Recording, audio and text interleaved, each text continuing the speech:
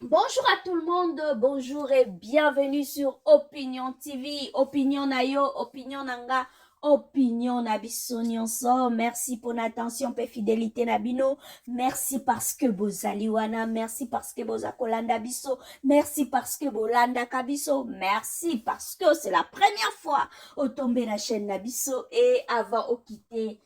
s'abonner, liker et kosala biso malamu mingi. Ndenge nalobaka yango toujours. Merci pour naba 1, 2, 3 minutes nabino oyo bo accordaka biso en tout cas du fond du cœur et loko na kopesa bino ezate kaka merci oyeleki merci ezate merci à vous tous merci parce que bozalaka wana merci parce que bolandaka biso merci parce que bokommentaka ba publication na biso en tout cas tokoki na nyonso te avec lisungi na bino ba remarque na bino chaque jour on s'améliore alors ndenge tomoni na bilili oyo eza kodefile tomoni Naomi Barcelone oyo madame Erka Muchanga tomoni Coquette Sasa madame Beauté Image tomoni madame Marie-Olive Kabila pe Ariachou Louyeye. Pourquoi photo wana nyonso eza circuler parce que actualité ya mikolo oyo, actualité ya 2, 3 derniers jours oyo, eza tourner tout autour ya Ariachou. Ariachou luye ndenge toyebi, Ariachou à chaque fois makambo na ye soki ye na réseaux sociaux, kombo ya Marie-Olive Kabila etangamaka toujours. Etangamaka pourquoi? Parce que c'est elle qui était comme sponsor, mentor, marraine ya libala oyo Ariachou ayebaki na kosala ndenge toyebi libala ezalaki libala oyo tobengaka libala commission libala ya COP ya libala Ariachou azalaki d'accord akenda libala avandaka na Belgique esika akenda libala sikoyo tokomi koyoka komi na France, voilà. Donc apparemment libala esili na yango parce que ça fait 3 ou 4 ans qu'elle est déjà mariée, qu'elle était mariée et là on apprend que libala yango esimbi na yango te et maintenant elle vit na Paris contrairement ndenge toyebaki ke avandaka na Belgique, voilà. Maintenant, qu'est-ce qui se passe pour que tout le monde a ba photo à Barcelone pe coquette? Barcelone pe coquette, bango bazalaki pe bazalaki avant que Ariachou bala, bango tu bazalaki un peu cercle to proche un peu ya Ariachou, oh ba yebanaki na ye, oh ba bande ko bazwa ki moi temps ya ko passer ensemble parce que Ariachou azalaki un peu novice na makambo théâtre ya women na ye penzate mais coquette bazalaki déjà bat ba joueur là-bas bandaka la cercle na ye d'amis ezalaki un peu coquette Barcelone Karine Yamado Ilustar bango nde mutu bazalaki zalaki penza tout autour ya Ariachou bon certainement sûrement tango moninga na bango choix donc maman Olive apportaki choix sur Ariachou ke babala nana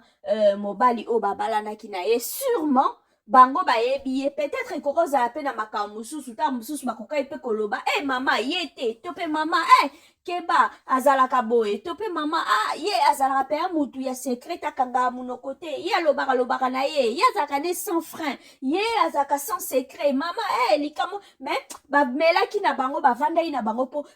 omoni bamakambo mosusu ntango okoluka opesa point de vue na yo toloba okoriske ezala mal interprété baloba baza bajalouse balingi te moninga bala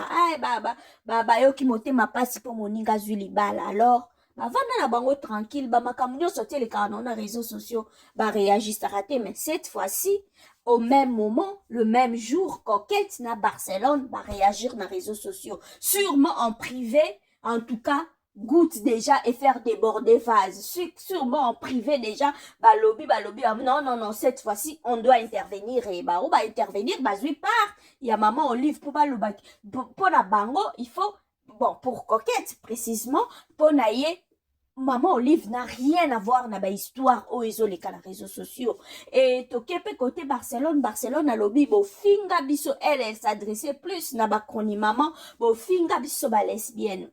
Barcelone ma chérie bacroni mama bana bango na problème te bacroni mama soki bamoni na bango actualité bazwaka la bango ezalaka lokola nzoko moto na moto akataka parti na ye moto na moto oyo akokata lokolo oyo akokata liboko oyo akokata soki nini moto na moto akokee kosala sauce na ndenge na ye oyo akolamba yango na mosaka alambi oyo akolamba yango na sauce tomate alambi oyo mpa kalingi oyo mpa kotumba atumbi. Donc c'est un peu comme ça. Bino moko boyaka la makambo na bino na réseaux sociaux. Bino moko bosalaka makambo na bino na eyebanaka pa batu. Tango boliengu bana bino na samba yiba poso e mati likolo. Kroni mama kosala nini ayebi ke matière na bino et surtout ya Ariachou et ezalaka nango ekendaka bien na marché ya YouTube. Alors Kroni mama kotia mongongo na ye, kroni mama kofongola téléphone na ye batu babenga. Donc c'est un peu ça. Alors bien que c'est peut-être ma pratique mosusu eza à déplorer, mais c'est comme ça que ça se passe généralement. Alors likambo Ariachou oyo yesu kobima cette fois-ci kaka makambo na ye wana oyo ya par rapport ya publication oyo yayebaki na kosala na page na ye soki otangi publication na ye sincèrement natangaki yango na retangaki yango nulle part na publication ya Ariachou azako s'adresser na Madame Olive. Soko tangi yango très bien, Ariachou ne s'adresse pas na Maman Olive. Ariachou s'adresse na batu oyo ye afongolelaki bango vi na ye, na batu oyo ye afongolelaki bango ba porte ya intimité na ye, na batu oyo bayaki na vi na ye pe ye par manque ya sagesse, manque ya discrétion batu bakamarade ya mboka mondele, bakamarade ya kimokolo, batu oyo yebite ozo bete la bango masolo sans frein, ozo bete la bango masolo sans filtre, ozo bete la bango masolo sans réserve quoi. N'habité degré à confiance. Comment on peut être, excusez-moi le terme, naïve jusqu'à ce point-là, au bete la kabatuma solo, moto yebite, soki kutu yaya na leki, soki kutu en famille, batu bakoma ko s'enregistrer, soki kutu en famille, batu bakoma ko bomba na ba voice, soki kutu en famille, c'est ma pratique wane zali, et bongo moto aze inconnu, oh yo yebite. Kaka boye bokutani pe na kimukolo na monde yango ndenge ezokende la boye komo kokozala na baretenu te devant une personne soko bandi kobeta masolo bandi kokende sans fin. Ma chérie, luka kimia, luka basali ya nzambe po na nga conseil na kopesa o Ariachou na yebite nga yebi lipamboli ya nzambe memaka kimia ememaka esengo ememaka épanouissement oya yo lipamboli mama depuis okenda ndako ya libala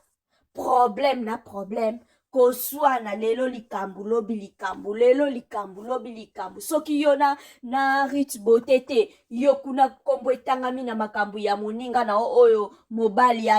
akimaka soki ndako soki kuna te yo kuna na mwa mulopo soki yo te kombo na ona makambu ya belle vie soki yo te kombo na mobali na yo tout le temps des histoires ezosala propreté na yo mutu moko mama soki lipamboli na yo au fond de toi oyebi ke wuti na nzela ya kitoko te mama luka basali ya nzambe ere yango yo avant qu'il ne soit trop tard basali ya nzambe basunga yo baakompagne yo ose libere ose débarrasser na fardeau wana soki eza lipamboli na yo wuteki nango na nzela ya nzambe bato mabende bayaki kokota luka basali ya nzambe pe basunga yo comme ça ozwa pe kimia na motema ye basambela po na yo molimo mosanto azwa esika kati na yo okoma na maîtrise mwasi alobaka pamba te mwasi afongolaka monoko pamba te abetaka masolo en désordre te gloire à Dieu ta sœur est là désormais ta sœur jumelle est là oh bobotama na ye mokolo moko heureusement elle est là maintenant tu vas commencer à parler avec elle. Peut-être que par manque ya ba camarade ya ceux qui a ba confidente nde o se livra ke pa bato yo koma ikobetela masolo o lelo e komela yo fardeau soko ozala masolo akobeta désormais solo la ndeko na mwasi parce que elle est déjà là mais batu oyo yo kotisaki na vie na yo parce que soki natangi contenu na yo wana opibliaki bandeko oyo bamonaki yango te bokeye na page ya Ariachou Caramel bokokuta publication ngo kuna esika akomaki soki otangi yango très bien tu vas comprendre elle s'adresse aux personnes oyo ye akotisaki na vie na ye oyo bayaki na vie na ye mpona kodétruire ye mpona konuire ye banuire ye na bapoint nini alobaka pe te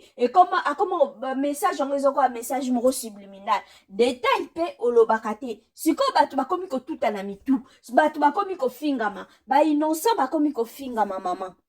nga conseil nakopesa yo zonga